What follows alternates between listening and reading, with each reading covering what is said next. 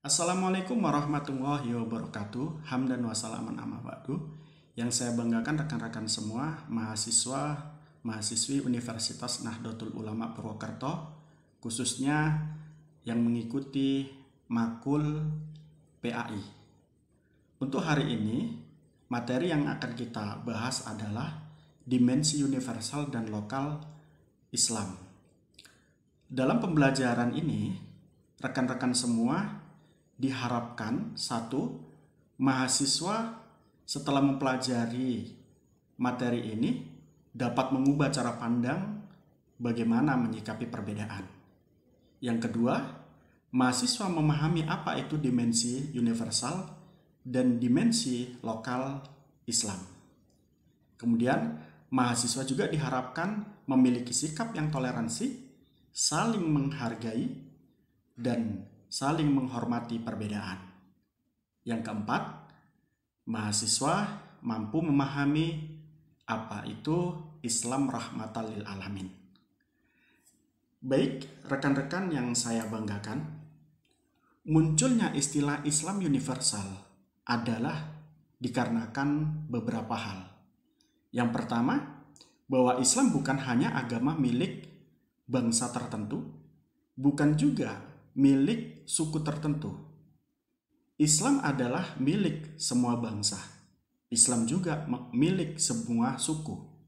Islam dapat diterima oleh bangsa satu dan juga Islam bisa diterima oleh bangsa yang lain. Bisa diterima oleh suku satu dan bisa diterima oleh suku yang lain. Kemudian ajaran Islam memberikan perlindungan hak kepada siapapun, tidak memandang agama dan juga tidak memandang suku bangsa. Di dalam Islam, konsep syarikoh, konsep mencuri, bagi siapa yang mencuri, baik itu orang Islam ataupun orang non-Muslim, itu semuanya dipotong tangan.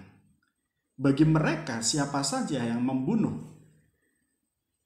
mereka juga dipotong tangan. Baik orang Muslim, baik orang non-Muslim, itu semuanya dipotong tangan. Ini yang disebut dengan Islam universal. Nah, di lain sisi, Allah mengisyaratkan kepada kita bahwa Allah menciptakan kita dari berupa laki-laki dan perempuan itu dengan tujuan tertentu. Tujuan tertentu Allah menciptakan kita laki-laki perempuan, menciptakan kita dari suku bangsa yang berbeda adalah lita'arofu, agar kita memahami dan saling mengenal. Ya ayuhan nas, inna khalaqnakum min dzakarin wa untha waja'alnakum su'uban wa qabaila lita'arofu. Wahai manusia, kuciptakan engkau dari laki-laki dan perempuan, dan kuciptakan engkau menjadi suku bangsa yang berbeda agar mengenal. Inna akramakum indallahi atqakum. Tidak ada yang mulia satu sama lainnya kecuali mereka yang bertakwa kepada Allah. Innallaha alimun khabir. Sesungguhnya Allah Maha mengetahui. Rekan-rekan semua, bahwa kita tahu munculnya istilah Islam universal adalah berkait tentang beberapa hal tadi. Kemudian istilah Islam lokal. Ini juga ada alasan kenapa kemudian istilah Islam lokal ini muncul. Pertama, Islam lokal adalah Islam yang telah masuk pada kelompok, suku, dan bangsa tertentu. Maka Islam akan membentuk kebudayaan suku tertentu dan kelompok tertentu dalam menjalankan satu ibadah yang khairu mahdoh dan budaya keislaman lokal. Yang kedua, misalkan Islam masuk ke Indonesia, maka corak Islam dan keislaman di Indonesia akan berbeda dengan Islam di luar Indonesia. Bisa kita bandingkan bahwa pakaian Islam Indonesia itu berbeda dengan pakaian Islam di Arab Saudi. Rutinitas kebudayaan dan rutinitas ibadah juga dikemas dalam bentuk yang berbeda. Contoh dalam kaitan ini, di Indonesia ada Maulid Nabi yang dikemas dengan rupa yang berbeda dengan apa yang dilakukan di luar Indonesia. Ini adalah bentuk daripada Islam lokal. Jadi tidak heran ketika ada istilah Islam Nusantara. Nah, istilah Islam Nusantara ini adalah membentuk atau suatu istilah yang dibentuk karena memang Islam di Indonesia itu berbeda dengan Islam di luar Indonesia. Tentunya dalam kaitan ini perbedaan itu berkait tentang ritualitas yang ghairu mahdo atau ibadah-ibadah yang bukan mahdo. Dalam kaitan ini, di Indonesia ketika ada resepsi pernikahan, ketika ada orang yang melahirkan, ketika ada kematian, itu berbeda dengan Islam-Islam di luar negeri. Nah, ini yang kemudian disebut dengan Islam lokal. Nah, oleh karena itu, kalau kita bisa bedakan bahwa Islam lokal dan Islam universal itu bisa pada ajaran, bisa juga pada tempat yang kemudian mengemas Islam itu dalam bentuk budaya ataupun dalam bentuk ritual tertentu. Nah, namun pun demikian, meski ada Islam lokal, ini ketika kita balikkan kepada prinsip-prinsip agama Islam itu tidak berbeda.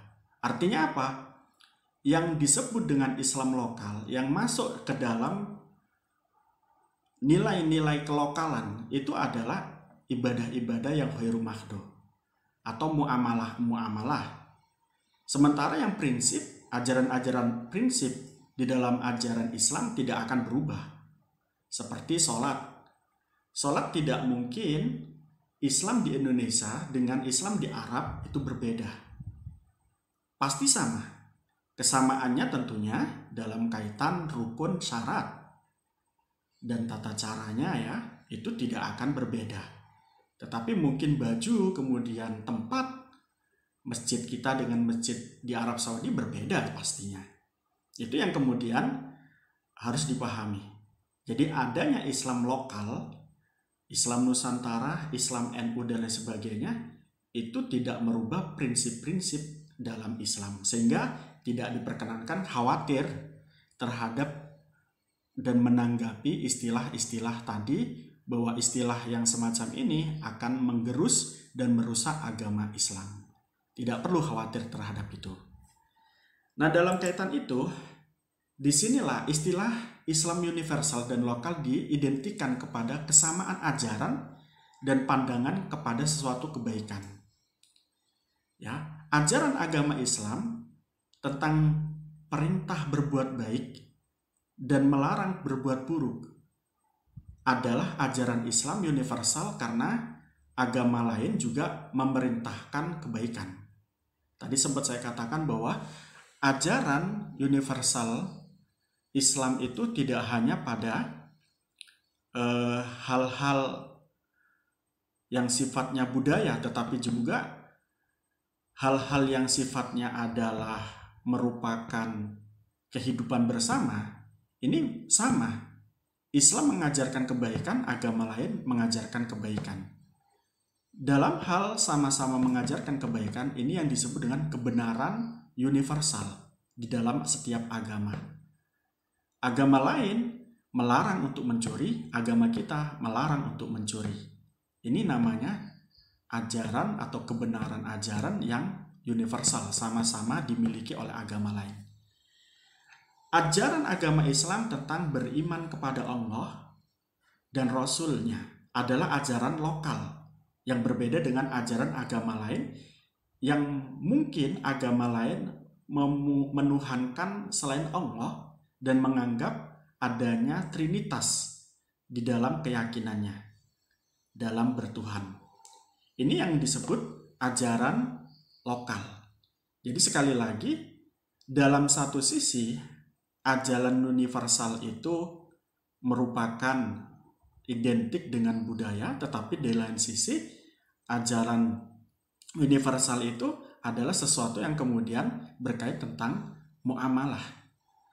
Nah, yang kemudian prinsip-prinsip dalam agama ini kadang-kadang dianggap sebagai ajaran Islam lokal, karena dianggap lokal ini dikarenakan bedanya ajaran agama Islam dengan ajaran lain. Itu begitu.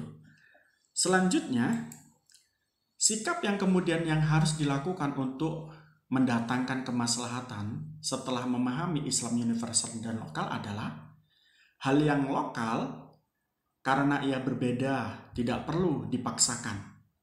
Jadi kalau kita sudah tahu mana Islam universal, mana Islam lokal dalam kaitan budaya dan ajaran, maka dalam kaitan ini kita tidak perlu membesar-besarkan hal yang berbeda. Karena hal yang berbeda ini tidak bisa kita samakan asumsinya dan pemahamannya. Contoh dalam kaitan tadi, kita memahami bahwa Tuhan itu tiada Tuhan selain Allah. Dan mereka mengatakan tidak, Tuhan mereka adalah yang paling berkuasa menurut mereka dan layak menjadi Tuhan. Nah, ini tidak bisa dipaksakan untuk kita. Kita juga tidak bisa memaksakan Tuhan kita kepada mereka. Dalam kaitan ini tentunya kita akan lebih menyadari bahwa ini adalah masuk ranah Islam lokal dalam ajaran. Ya. Nah, kemudian selanjutnya Islam universal mengajarkan kepada kita bahwa kebenaran dalam kebenaran hubungan manusia dengan manusia atau yang disebut dengan muasyarah al-insaniyah, ini tentunya banyak sekali yang sama. Contoh dalam kaitan ini, ketika Anda ingin dihormati, maka mereka juga ingin dihormati. Ketika Anda ingin dimuliakan, mereka juga ingin dimuliakan. Ketika mereka tidak ingin ditindas, ya, kita juga tidak ingin ditindas. Ini sama-sama semacam ini. Maka kemudian harus kita wujudkan dalam bentuk sikap saling menghormati itu. Nah, ketika kita sudah bisa dan dapat saling menghormati, maka kemudian inilah tujuan daripada kebenaran-kebenaran universal dari pandangan agama-agama yang ada. Itu begitu. Jadi pandangan kebenaran universal ini tidak memaksakan prinsip, tetapi di luar prinsip itu kemudian ada kesamaan-kesamaan. Dalam kaitan prinsip yang saya maksud adalah tidak bisa Tuhan kita sama dengan Tuhan mereka. Dan tidak bisa kita mengakui Tuhan mereka benar, Tuhan kita benar. Tuhan mereka salah, Tuhan kita benar, dan lain sebagainya. Tidak bisa. Pasti kita akan mengatakan Tuhan kita benar, Tuhan mereka salah. Dan dalam keadaan semacam ini, mereka juga mengatakan itu, Tuhan kita salah, Tuhan mereka benar. Nah, kalau sudah semacam itu, maka kemudian kita tidak boleh untuk saling menghina. Ya, wala tasubbu alihatahum, jangan pernah kita mencaci Tuhan-Tuhan mereka. Sebab apa? Ketika kita mencaci Tuhan-Tuhan mereka, maka kita akan dicaci Tuhan kita. Nah, artinya apa? Ketika kita berbuat dosa dengan mereka, dengan mencaci mereka dan mencaci Tuhan mereka, maka kita sebetulnya sedang sejatinya berdosa, karena kita dengan tidak secara langsung memaki Tuhan kita sendiri, karena makian mereka kepada Tuhan kita. Dengannya perlu dibangun kebersamaan, perlu dibangun saling memahami, saling menghargai dan toleransi tentunya. Nah, itulah yang kemudian perwujudan dari ketika kita sudah memahami sikap dimensi Islam dan dimensi lokal dan dimensi universal dalam Islam. Nah, kalau kita sudah memahami hal-hal yang berkait tentang dimensi lokal, dimensi universal dalam Islam, maka kita akan terbentuk satu sikap yang baik. Sikap-sikap yang baik yang dimaksud adalah toleransi antar agama, toleransi antar suku bangsa, toleransi antar kelompok, toleransi antar ormas Islam bahkan. Nah, tetapi kalau kita tidak saling menghargai, tidak mengenal dimensi lokal dan dimensi sosial atau dimensi universal, maka akan sebaliknya. Kita akan memiliki sikap-sikap yang dalam tanda kutip buruk sekali. Karena apa? Ketidakadanya pemahaman terhadap dimensi lokal dan dimensi sosial ini melahirkan gesek antar kelompok. Tidak itu saja, melahirkan sikap paling benar, yang lain salah. Selain itu juga melahirkan sikap permusuhan. Selain itu menganggap orang negatif, kita yang positif. Nah, hal-hal yang semacam ini tentu tidak bisa dibiarkan. Keburukan-keburukan sikap yang semacam ini akan mendorong kita untuk bercerai-berai dan susah untuk menggapai satu tujuan sebagai warga negara yang harus mewujudkan cita-cita bangsa yang berkeadilan, berkesejahteraan, cerdas, dan beradab. Nah, oleh karena itu butuh namanya pembentukan sikap di setiap individu dengan sikap-sikap yang tadi telah disebutkan, sikap toleransi, menghargai, dan lain sebagainya. Munculnya sikap toleransi, munculnya sikap menghargai itu kalau sudah mengetahui sikap-sikap atau pandangan-pandangan yang sifatnya universal dan lokal. Nah, dalam kaitan ini, apakah Islam juga mengajarkan sikap lokal dan universal? Tentunya mengajarkan. Tentu kalau kita lihat sejarah, bahkan di dalam Al-Quran, Allah mengatakan Nabi Muhammad diutus itu tidak lain dan tidak bukan hanya untuk rahmatan lil alamin. Nabi Muhammad diutus untuk memberi rahmat keseluruhan alam. Wa ma arsalnaka ila rahmatan lil alamin. Dalam surat Anbiya itu. Dengan demikian, Al-Quran sebagai pedoman hidup kita mengajarkan kepada kita agar kita mengikuti Nabi yang Nabi bertugas dan diutus untuk menjadi rahmat semesta alam. Rahmat semesta alam ini adalah general, universal. Nabi bisa memberi rahmatnya kepada non-muslim. Dalam bentuk apa? Nabi melakukan kerjasama dengan non-muslim yang mau tunduk dan mau bekerja sama dengan Islam, dengan orang-orang muslim pada saat di zaman Nabi pada saat itu. Nabi kemudian mau bekerja sama dengan non-muslim yang mengantar Nabi menuju ke kota Madinah saat Nabi hijrah pertama kali, yang pada saat itu nyawa Nabi terancam. Nabi ditolong oleh orang-orang non-muslim, ya, atau orang non-muslim pada saat itu yang dibayar oleh Sayyidina Abu Bakar untuk menunjukkan jalan. Ini adalah bentuk-bentuk daripada Islam universal. Nah, dalam syariat Islam apakah ada juga bentuk-bentuk daripada Islam universal? Tadi saya katakan bahwa dalam Islam itu siapa yang mencuri, baik itu muslim atau non-muslim, tetap mereka akan dihukum oleh Nabi pada saat itu. Sama hukumannya. Apa? Potong tangan. Mereka yang membunuh juga sama, akan dibunuh.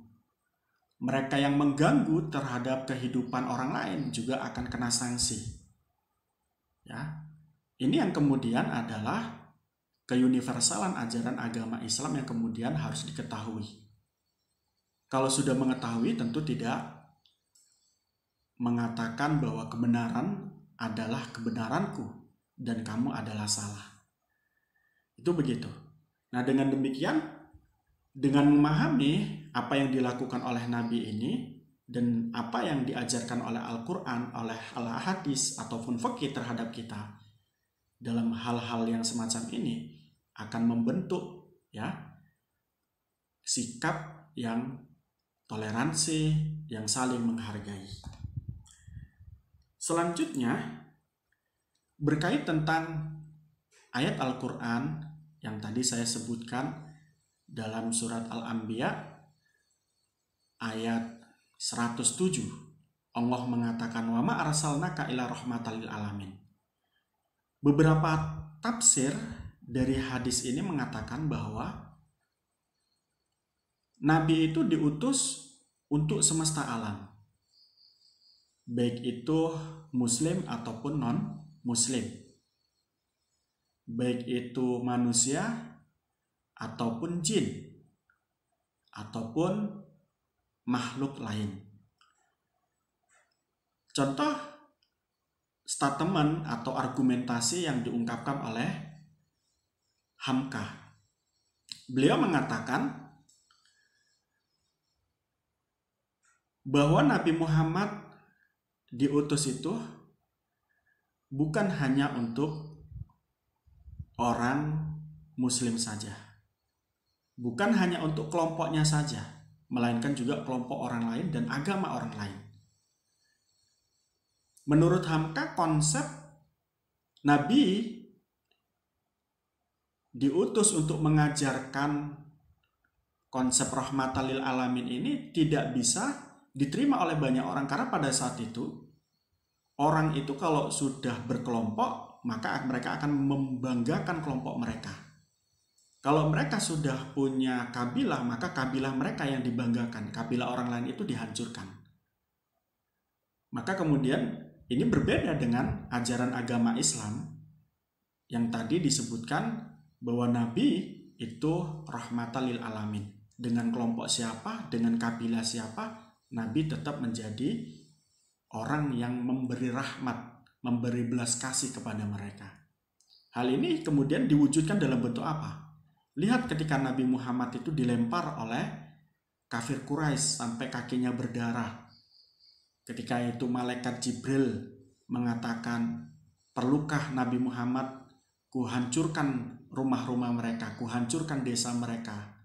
Perlukah Nabi Muhammad gunung itu tak cabut kemudian tak lemparkan kepada mereka?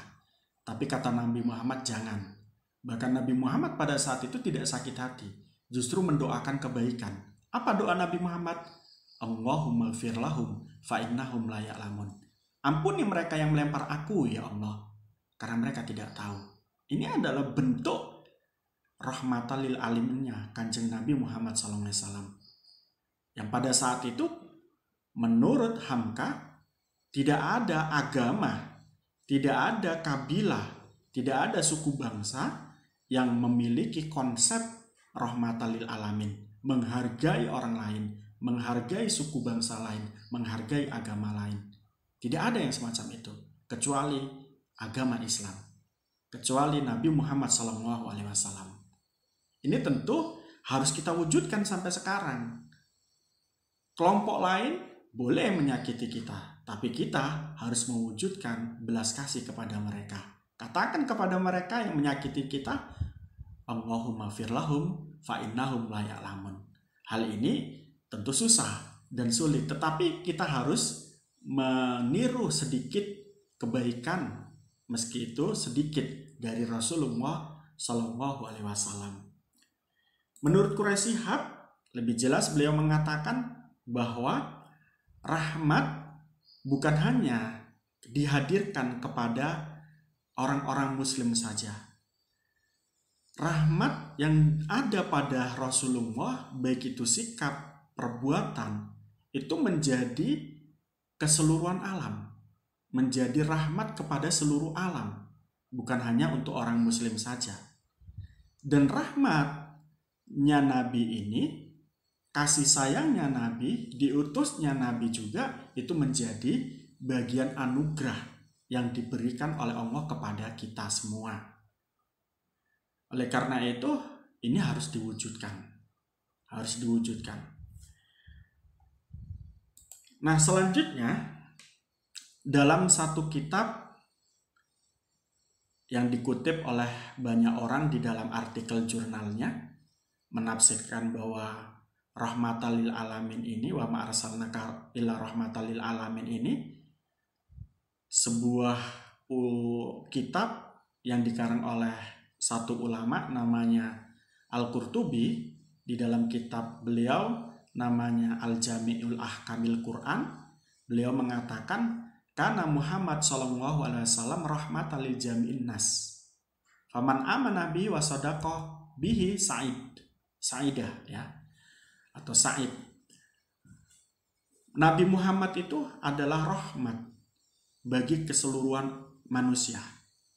Barang siapa yang beriman kepada Nabi Muhammad dan mempercayai Nabi Muhammad adalah Nabi dan Rasul, maka dia akan bahagia. Itu menurut Al-Qurtubi dalam kitabnya. Nah, kemudian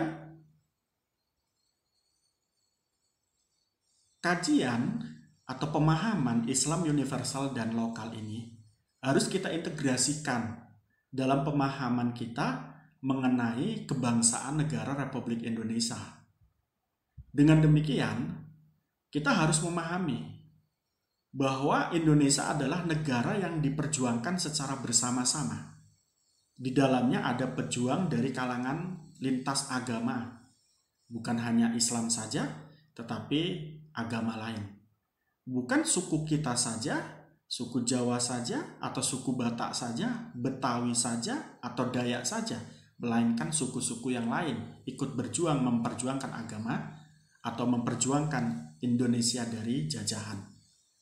Ini harus dipahami. Ketika sudah memahami ini, maka kemudian negara ini bukan hanya negara Islam. Negara ini bukan hanya milik suku seseorang, tetapi negara ini adalah milik semua agama. Negara ini adalah milik semua suku bangsa yang ada di negara ini. Pada saat kita dijajah, semua rakyat pada saat itu merasa senasib dan seperjuangan, meski beda agama dan suku bangsa. Kita merasa dijajah, kita merasa didolimi, kita merasa ditindas, dan bahkan merasa dimarginalkan. Nah, kemudian kita sepakat bahwa kita harus mengusir para penjajah. Rakyat Indonesia menginginkan mengusir Belanda dan Jepang dari Indonesia agar mereka dapat hidup layak tanpa penindasan. Semangat itulah yang kemudian menjadikan kita itu bertekad bulat untuk memerdekakan negara Republik Indonesia. Nah, ketika kita tahu apa dan bagaimana sejarah negara Republik Indonesia ini, sebagaimana tadi kita sebutkan, maka kita akan mengakui bahwa negara Republik Indonesia ini bukanlah milik satu agama, bukan milik satu suku dan satu bangsa, tetapi milik semua agama yang ada di dalam negara Republik Indonesia dan milik semua suku bangsa yang ada di negara Republik Indonesia. Kalau sudah punya pemahaman semacam ini, maka kemudian kita akan lebih toleransi, saling menghargai, dan saling bekerja sama membangun kejayaan negara Republik Indonesia, ya, agar negara Republik Indonesia ini menjadi negara yang berkemajuan dan berkeberadaban. Nah, para pendiri bangsa kita juga memahami itu. Sehingga waktu itu ketika negara Republik Indonesia ini terbentuk setelah penjajahan dihapuskan di muka bumi Indonesia ini, mereka berpendapat bahwa negara Indonesia ini bukan negara Islam. Bukan negara yang hanya diperjuangkan oleh orang Islam saja, tetapi semua suku itu mengikuti, semua agama itu mengikuti untuk berjuang bersama mengusir para penjajah. Sehingga pada saat itu para pendiri bangsa kita, khususnya para ulama, itu tidak menginginkan negara ini menjadi negara agama, tetapi negara ini adalah negara republik. Nah, kalau ulama kita yang telah berjuang bersama-sama para pahlawan kita mengusir penjajah, punya komitmen bahwa negara ini tidak harus dibentuk dalam bentuk negara agama, maka kita juga harus sebagai anak bangsa harus juga memelihara dan mewujudkan cita-cita para ulama kita dan pahlawan kita untuk sama-sama membangun negara ini tanpa melabeli negara ini dengan negara agama tertentu. Hal ini tentunya tidak menjadi sesuatu yang mudah bagi Indonesia. Setelah kemerdekaan, kita tahu kita digoda, kita diuji dengan lahirnya satu konsep negara yang diperjuangkan oleh beberapa orang di negara kita ini. Konsep negara itu salah satunya adalah Darul Islam Indonesia atau DII. Itu kemudian bisa dihalangi, tidak terjadi dan tidak kemudian mengubah negara Republik Indonesia ini.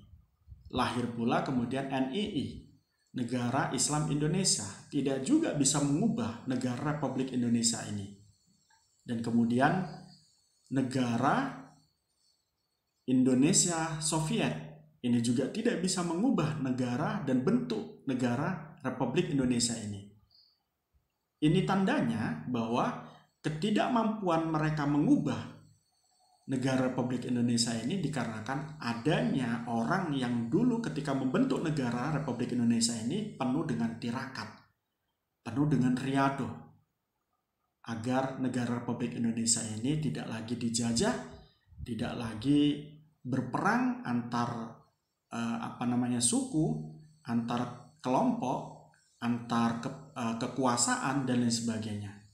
Ini yang kemudian harus dipelihara sampai nanti kapanpun, hatta yaumil akhir ya, sampai kemudian nanti di hari akhir ataupun di hari kiamat.